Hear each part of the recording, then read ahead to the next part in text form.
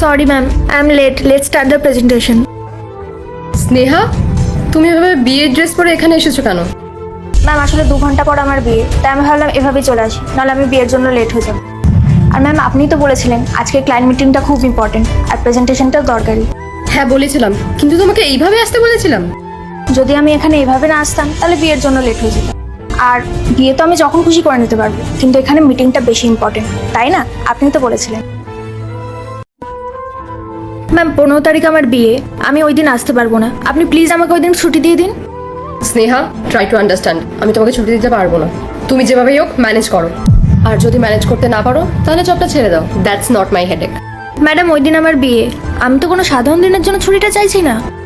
তো 2 ঘন্টা বের করে নিও প্রেজেন্টেশনের জন্য। কিন্তু ম্যাম আমি আমার বিয়ের দিন কি করে অফিসে আসতে পারবো? আপনি নিজে একটু ভেবে দেখুন। বিয়ে তো ঠিক আছে, কিন্তু এই প্রেজেন্টেশনটা অনেক বেশি ইম্পর্ট্যান্ট। এই কোম্পানির জন্য এটা অনেক বড় প্রজেক্ট। তুমি ছাড়া এই কোম্পানিতে আর কেউ নেই যাকে এই প্রজেক্টটার জন্য আমি দায়িত্ব দিতে পারি। সো তোমাকেই করতে হবে। দেখো এবার তুমি কিভাবে অ্যাডজাস্ট করবে। ম্যাম আমি আসলে সকাল থেকে বিয়ের ফাংশনে বিজি ছিলাম। যদি আমি এখানে এভাবে না আসতাম তাহলে আমার ওদিকে লেট হয়ে যেত, তাই আমি এখানে এভাবেই চলে এসেছি।